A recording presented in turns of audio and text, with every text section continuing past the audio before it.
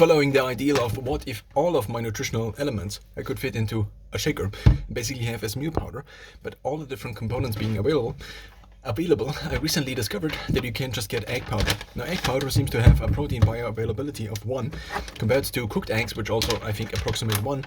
Raw eggs, for example, have a protein bioavailability I think of only around 50. So basically half of the protein is your body able to digest properly. So this is what it looks like.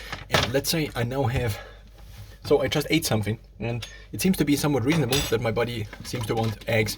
So my body is kind of requesting eggs. So now I could take out raw eggs. I could make them in a pan. I could also have them pre-prepared, but if I pre-prepare eggs, I often find that I then eat the 15 eggs I already prepared in one go, which often leads to basically overconsumption of calories because eggs are just so good and well, and then I have too much fat. So my body seems to crave the protein from the eggs, and then I basically have also the fat from the protein.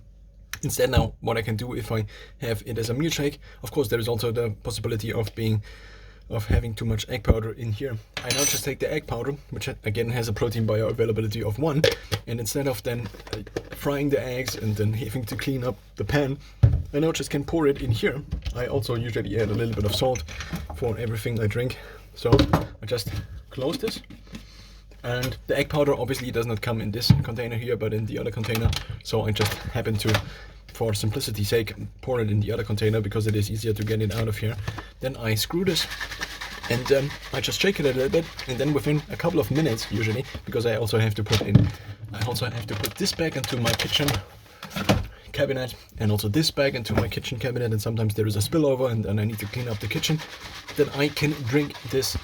All of these eggs that I otherwise would have taken 30 minutes to make, probably.